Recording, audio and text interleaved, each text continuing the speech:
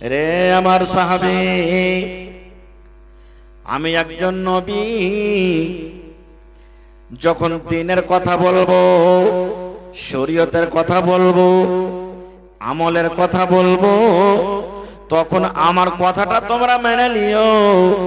আর যখন দুনিয়াদারের কথা বলবো, খেতের কথা বলবো, দুনিয়াদারের যখন কথা বলবো, ওই কথা আমার থেকে হয়তো তোমরা বেশি ভালো জানো। যদি ভালো লাগে তো আমার কথাটা মেনে যাও, আর যদি দুনিয়াদারিতে আমার কথাটা ভালো লাগে তাহলে আমার কথা মানিও। কিন্তু দিনের যখন কোনো কথা বলবো রে সাহাবী, ওই টাইমে আমার কথা তোমরা মেনে যাও। খেতি বাড়ির ব্যাপারে আমার থেকে তোমরা বেশি জানো, এই জন্য তোমরা কিভাবে খেতি করবে যাও তোমরা করো। কারণ আপনাকে বলে দিই, আপনার টোলার মানুষ, মেলায় মানুষ আপনার এখানে খাসি জবাই করে বিক্রি করে, মাছ বিক্রি করে, সবজি বিক্রি করে। মেলায় মানুষ ঠিকাদার আছে, মেলায় মানুষ চাষি আছে।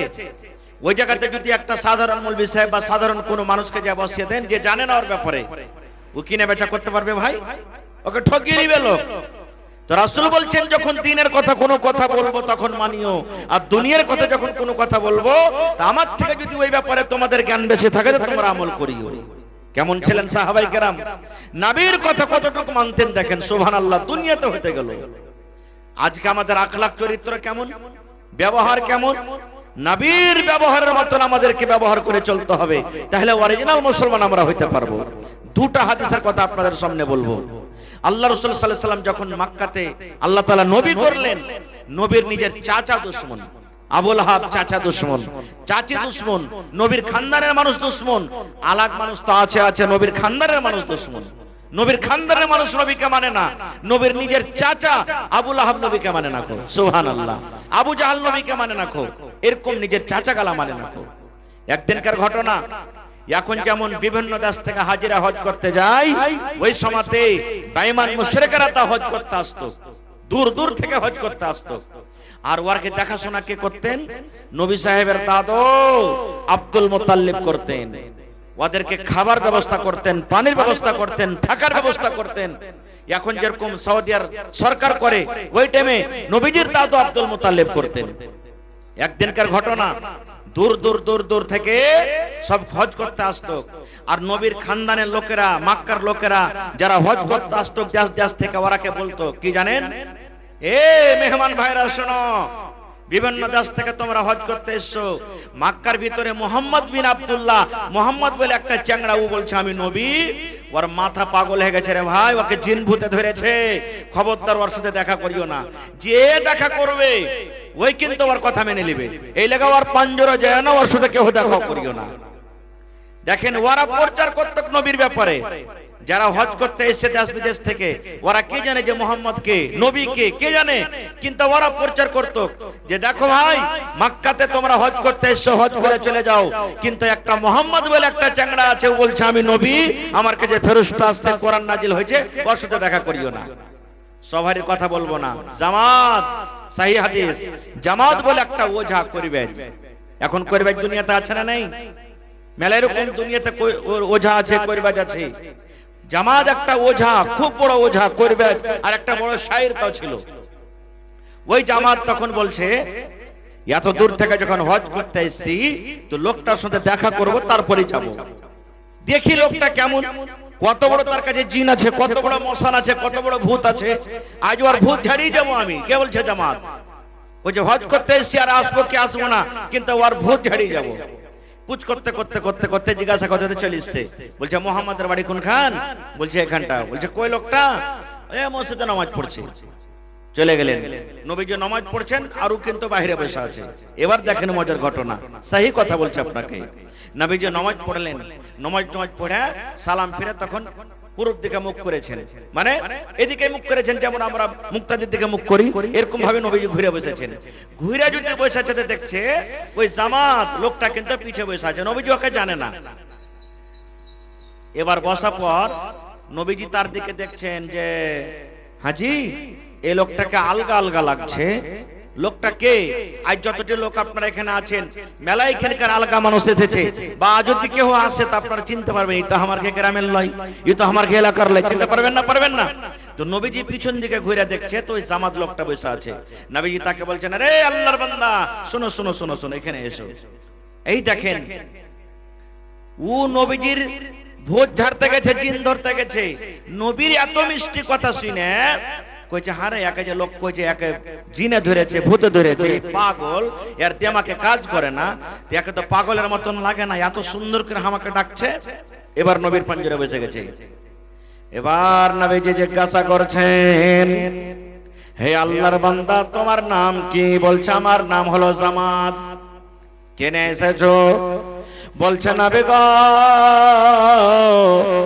আমি জানি আপনার নাম মোহাম্মদ, বাপের নাম আব্দুল্লাহ। বলছে, হ্যাঁ।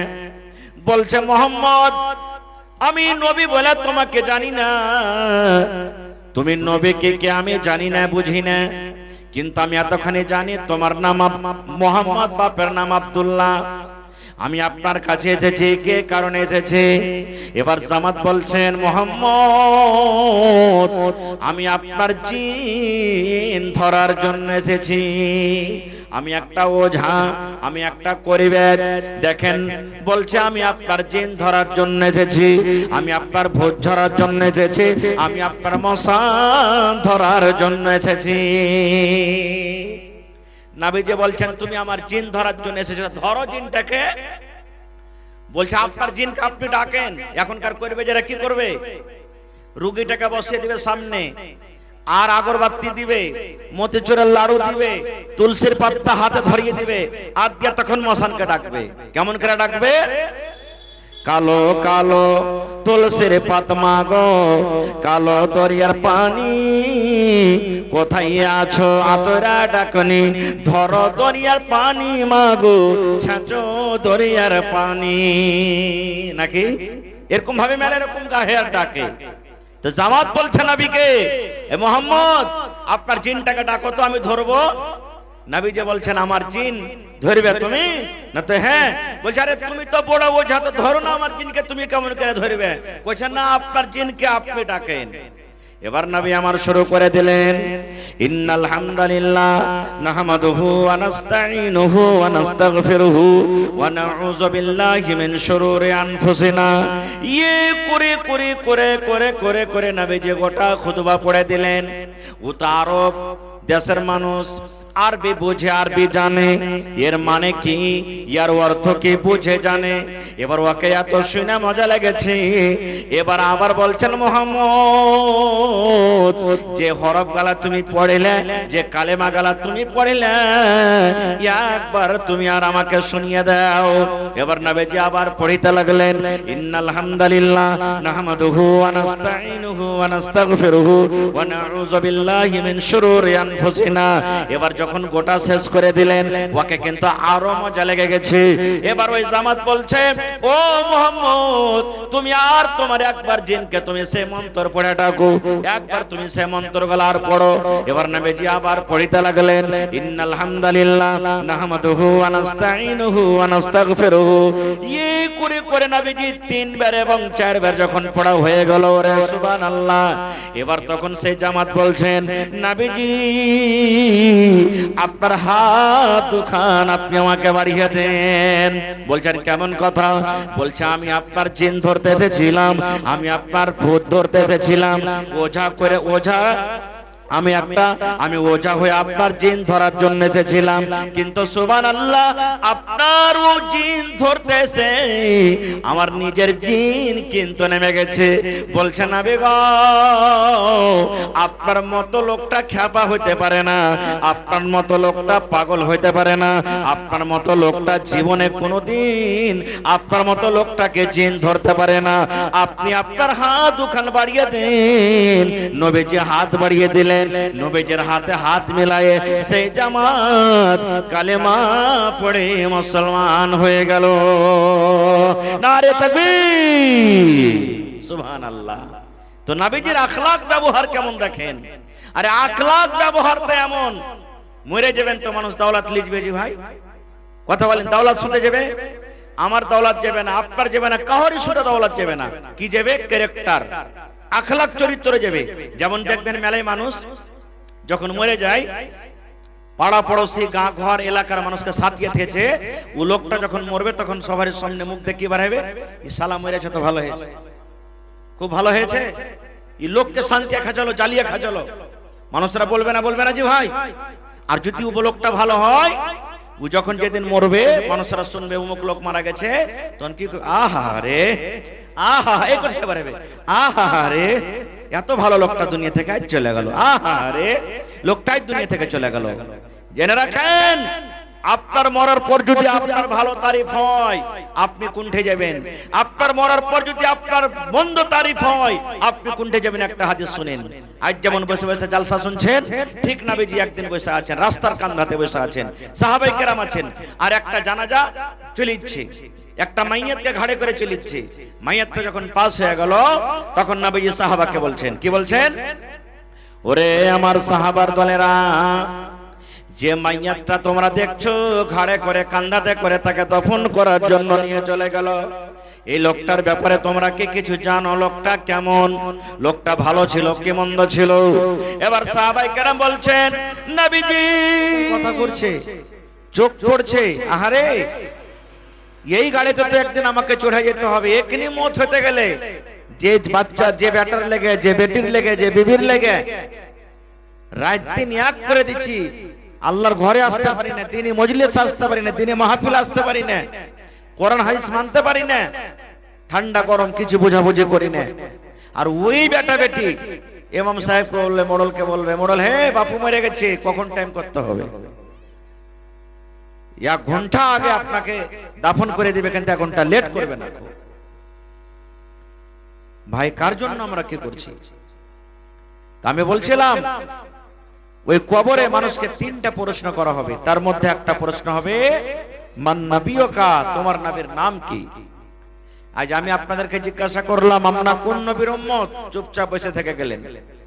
বলতে নাও পারতে গেলে দুনিয়াতে আপনাকে কেউ মারবে না, আপনার পরে সাজা হবে না, জরিমানা হবে না, কিন্তু কবরে যখন সওয়াল হবে, আর এই দুনিয়ার মতন যদি চুপচাপ করে আমরা বসে থেকে যাই, কবরে যদি জবাবটা দিতে না পারি, তাহলে আল্লাহর ফেরেশতারা কিন্তু বকশিবে না, ওখানে উল্টা পাল্টা মায়ের চালু হয়ে যাবে, ওখানে গুরজা চলবে, হাতুড়া চলবে, কবরে চাপবে, ওখানে এমন জোর করে চাপবে যে এদিককার পাশলে এদিকে আসবে, এদিককার পাশলে এদিকে আসবে, মনে হয় পিছে ছাতু হয়ে গেল। সেদিন বলে চিন্তা করতে হবে, বা করি না আমরা? আমরা হলাম কোন নবীর উম্মত? নবী মুহাম্মদ পড়েন সাল্লাল্লাহু আলাইহি ওয়াসাল্লামের উম্মত। আর যখন যখন নবীর নাম আসবে, আপনি নিজে পড়েন, কাহ কি পড়িতে দেখলেন, তখন মনে মনে পড়বেন সাল্লাল্লাহু আলাইহি ওয়াসাল্লাম, নবীর উপরে দুরূদ পড়িতে হবে। এই নবীর উম্মত হওয়াটা কোনো ছোট মোটো কথা নয়। অন্যান্য নবীরা আরজু করেছেন, খহিশ করেছেন, আল্লাহ আমাকে যদি নবী না করে যদি শেষ নবীর উম্মত যদি করতে, আল্লাহ তা আমার জন্য কত ভালো হইতো। এরকম আপনার পাওয়ার, এরকম আপনার ফজিলত, এরকম আপনার মান আল্লাহর কাছে। কিয়ামতের দিন আল্লাহ তাবারাক ওয়া তাআলা আপনাকে পাওয়ার দিবেন, আপনি অন্যান্য নবীর জন্য আপনি গাওয়া হবেন। দুনিয়াতে এমন নবী এসেছেন, যে নবীর ব্যাপারে আপনি গাওয়া দিবেন, সেই নবীর ব্যাপারে গাওয়া দিবেন আপনি, আপনাকে আল্লাহ তাবারাক ওয়া তাআলা এত পাওয়ার, এত ফজিলত দিয়েছেন। তো সেই নবীর হলাম আমরা উম্মত। সেই নবীর ব্যাপারে আল্লাহ তাআলা কি বলছেন? ওয়ামা আতাকুমুর রাসূলু ফাখুযুহু। আল্লাহ রাব্বুল আলামিন বলেন, হে দুনিয়ার মানুষ, আমার রাসূল যা তোমাকে দিবে, ফাখুযুহু, সেটা তুমি নিয়ে নাও। ডাইরেক্ট আল্লাহ তাআলা বলছেন, কি বলছেন? হে খাত্তার মানুষ, শুধু খাত্তার মানুষকে আল্লাহ তাবারাক ওয়া তাআলা বলেন না, আল্লাহ রাব্বুল আলামিন খাত্তা টোলার মানুষকে বলেন, সাতভেল্লির মানুষকে বলেন, বিজলা টোলার মানুষকে বলেন, একড়া বানসরের মানুষকে বলেন। আল্লাহ রাব্বুল আলামিনের জমিনে এই পৃথিবীতে যত মানুষ এবং জিন রয়েছেন, আল্লাহ রাব্বুল আলামিন শুধু মানুষকে আল্লাহ তাবারক ওয়া তাআলা বলেন না, আল্লাহ জিনেরও বলছেন। কারণ যেটা আমাদের নবী ওটা হলো জিনের নবী। আমরা যে কোরআনকে মানি জিনেরা ওই কোরআনকে মানে। যে আল্লাহকে আমরা মানি, যে আল্লাহর ইবাদত বান্দাগি করি, জিনেরা ওই আল্লাহর ইবাদত বান্দাগি করে। যে শরীয়ত কি দ্বীনকে আমরা মেনে চলি, জিনেরা ওই কোরআন ওই শরীয়ত ওই নবী ওই দ্বীনকে মানে। আল্লাহ রাব্বুল আলামিন আল্লাহর এই জমিনে যত রকম মানুষ রয়েছে, নর হোক কিংবা নারী হোক, জিন হোক কিংবা ইনসান হোক, সমস্ত মানুষকে আল্লাহ ডাকতে বলেন, আরে দুনিয়ার মানুষ, ওয়ামা আতাকুমুর রাসূল, আমার রাসূল যা তোমাকে দিবে ফাখুযুহু, সেটা তোমরা নিয়ে নাও। আর ওয়ামা নাহাকুম আনহু ফান্তাহু, এবং আমার রাসূল যে কাজ থেকে তোমাদেরকে নিষেধ করবেন মানা করবেন, ফান্তাহু তোমরা রুকে যাও। দুটা মাত্র পয়েন্ট, সোজা কথা। আল্লাহ বলছেন রাসূল যা দেবেন নিয়ে নাও, রাসূল যে কাজ থেকে মানা করবে তুমি রুকে যাও। আমাদের ধর্মের নাম কি ভাই? কথা বলেন, আমাদের ধর্মের নাম কি? ইসলাম। ইসলামকে মাননেওয়ালা। ইসলামের ভিতরে দু প্রকারের কথা আছে। নবী দু রকম কথা নিয়ে দুনিয়াতে এসেছেন, আল্লাহ পাঠালছেন। একটা হলো হ্যাঁ, একটা হলো না, একটা হলো মানো, একটা হলো ছাড়ো, একটা হলো করো, একটা হলো করিও না। এক জায়গাতে যাও, অন্য জায়গাতে যাও না। সোজা কথা, দু রকম কথা আল্লাহ তাআলা দিয়ে পাঠালছেন। তো সব কথা বলা যাবে না। এই 1 ঘন্টা 8 ঘন্টার সমাতে ভাই একটা প্রোগ্রামে সব কথা বলা যাবে না। বাস মেন দু চারটা কথা আপনাদের সামনে বলবো, যে নবীর কথা আমরা কতখানি মানছি, নবীর কথা কতটুকু আমরা মেনে চলছি, আমরা নবী মুহাম্মদ সাল্লাল্লাহু আলাইহি সাল্লামের উম্মত আসলে হয়ে আছি কিংবা মুখে মুখে হয়ে আছি। মোর পাখা দেখেছেন আপনারা? কথা বলেন, মোর পাখা দেখেছেন? আমরা পড়ার জামানাতে এখনকার ছোট ছোট বাচ্চারাকে দেখবেন, মোর পাখাতে চাঁদ থাকে তো ওকে আদর করে তেল মাখিয়ে কেতাবের ভিতরে ভরে রাখে। রাখে না? রাখে না? এত চিকন জিনিস। কিন্তু যে অরিজিনালি মোর পাখা দেখবেন, মোর পাখা যত সুন্দর আর পাখানটা কিন্তু অত, কথা কয়েন, পাখানটা অত সুন্দর লাই। একবারে ধ্যান দিয়ে শুনবেন ভালো করে। পাখানটা খরসেনা হয়ে আছে। মোর পাখা নিজের যখন ওর লাছার মন হয়, ওর পরকে দেখে যারে আমার পরে চাঁদ বসা বসা আছে রে, আল্লাহ এত হাকে সুন্দর করেছে, ও নিজের রূপে লাচতে শুরু করে, নাচে নাচে, নাচতে নাচতে নাচতে যখন পার দিকে যখন তাকিয়ে দেখে, দেখা পর তখন দেখছে ওর পাখানটা একবারে খরসনে খাইস্টা পড়া হয়েছে। তখন কইছে, হায় আল্লাহ তুমি এত আমাকে সুন্দর করেছো, আর হার পাখানটা এত খাইস্টা পড়া হয়ে আছে। তখন ও নাচটাকে বন্ধ করে দেয়। ঠিক আজকে আমরা মুসলমান, আমরা তো ওপরে দেখছি, আমাদের মান সম্মান দেখছি, আমরা 1 নম্বর মুসলমান, কিন্তু আমলের দিক দিয়ে যখন দেখা যায় আমরা মুসলমান জিরো হয়ে গেছি। আমলের দিক দিয়ে হয়েছে না হয়নি ভাই? একটা গল্প বলছি আপনাদের সামনে, হাদিস কোরআনের কথা নয়, বুঝার জন্য বলছি। ধরেন আপনার এটা একটা খাত্তার মসজিদ, মাগরিবের নামাজের টাইমে একটা তলেবে ইলম বা একটা এরকম সাধারণ একটা মানুষ মসজিদে নামাজ পড়িতে চলে এসেছে। এখানকার যারা মুসাল্লিগণ আছেন ওনারা বলছেন যে, এ ওস্তাজি নামাজ পড়ো তো বাবা, তুমি নামাজটা পড়িয়ে দাও। ছেলেটা ইমাম হওয়ার জন্য আগে গেছে।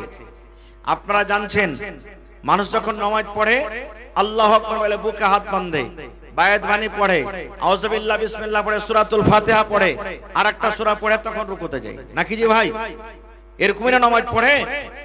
তো ও ওস্তাদিটা কি করেছে, সূরাতুল ফাতিহা মানে আলহামদুলিল্লাহ পড়ে কিন্তু খাড়িয়ে আছে, আর পড়ে না। 2 4 5 10 মিনিট হয়ে গেছে, দোসরা সূরা পড়বি করে না। ও পিচকার যারা মুসাল্লি এরা তখন খাড়িয়ে থেকে থেকে দেখছে যে এই ওস্তাদি তো আর একটা সূরা পড়ে না। একটা নমাজি তখন, বুঝার জন্য বলছি, একটা নমাজি তখন নমাজ ছেড়ে সাইড থেকে যা কই যায়, ওস্তাদি কি ব্যাপার, তুমি দোসরা সূরা পড়ে রুকু করবে না নাকি? একটা আলহামদুলিল্লাহ সূরা পড়ে তুমি খাড়িয়ে আছো। তখন ছেলেটা কইছে, আরে ভাই আমি কোনটা সূরা পড়বো তো ভাবা চিন্তা করছি। কই কেমন কথা? কই এতটি সূরা আমার মুখস্থ আছে যে সূরা যদি ফালাক পড়ি তো সূরাতুল লাহব ওর মনে তাকলিফ হয়ে যাবে যাহাকে ছেড়ে দিলে, সূরাতুল তিন যদি পড়ি তো সূরাতুল কাদার ওর মনে তাকলিফ হয়ে যাবে। তা আমি কাকে খুশি করব আর কাকে রাজি নারাজ করব আমি বুঝতে পারি না, কোন সূরা পড়ব আর কোন সূরা পড়ব না। বলার উদ্দেশ্য হলো এই, আমরা মুসলমান আজকে আপনাদের সামনে কোন বুরাই নিয়ে কথা বলবো কিছু ভাবে চিন্তা আমরা পারি না। এত বুরাই আমাদের ভিতরে ঢুকে গেছে। ঢুকেছে না ঢুকেনি ভাই? আমরা তখনই আসল অরিজিনাল মুসলমান হইতে পারবো যখন আমাদের চলা, আমাদের ফিরা, আমাদের আখলাক, আমাদের কিনে বেচা, আমাদের চরিত্র, আমাদের বিবাহ, আমাদের লেনদেন, আমাদের দুনিয়াদারি সব যখন নবী মুহাম্মদ সাল্লাল্লাহু আলাইহি সাল্লামের তরিকা মতন হবে তখন আমরা সাকসেস হতে পারবো। একটা হাদিস আপনাদের সামনে বলছি, বিশ্বাস না হয় মাওলানাকে জিজ্ঞাসা করবেন। নবী মুহাম্মদ সাল্লাল্লাহু আলাইহি সাল্লাম যখন হিজরত করে মক্কা থেকে মদিনা চলে গেলেন, ভালো করে শুনবেন, হিজরত করে মক্কা থেকে মদিনা চলে গেলেন, তো ওইখানকার আনসারী মুসলমানেরাকে দেখছেন যে বেটা খাজুরের গাছ আর বেটি খাজুরের গাছকে মিলিয়ে ওরা বাঁধিছে, খেতিবাড়ি করছে, কলম গালাকে নিয়ে খেতিবাড়ি করছে। কেমন করে করতো আল্লাহ জানে। বেটা খাজুরের গাছ আর বেটি খাজুরের গাছকে মিলিয়ে ওরা খেতিবাড়ি করতো, খাজুর খাজুর উপজাইতো। যেমন আমাদের এলাকাতে মাকই ধান করছি তো ওখানে খাজুরের খেতি। নবীজি চলে গেলেন, যাওয়ার পর তখন দেখছে যে হাগো তোমরা কি করছো এগুলা? কইছে নবীজি আমরা বেটা খাজুরের গাছ আর বেটি খাজুরের গাছকে মিলিয়ে খেতিবাড়ি করছি। কইছে কি হবে আতি? কইছে খাজুর বেশি ধরবে। নবীজি বললেন আর খ্যাপা গালা কায়া করে, এরকম করিও না, আল্লাহ যত দিতে আর দিবে, এরকম করতে হয় না, ছেড়ে দাও। দেখেন সাহাবায়ে কেরাম নবীর কথা কতটুকু মানতেন। নবীজি বললেন ছেড়ে দাও, করতে হবে না, ছেড়ে দিলেন ওই বছর। যখন ছেড়ে দিলেন তো খাজুর খুবই কম হইল, খুবই কম, অন্যান্য বছর থেকে খুবই কম। এবার সব সাহাবায়ে কেরাম তখন নবীকে এসে বলছেন, ইয়া রাসূলুল্লাহ আপনি এরকম ভাবে খেতে করতে মানা করলেন, তা আমরা আপনার কথা শুনে ছেড়ে দেনু, তো খাজুর খুবই কম হয়ে গেছে বেকার। এবার নবীজি কে বলছেন জানেন?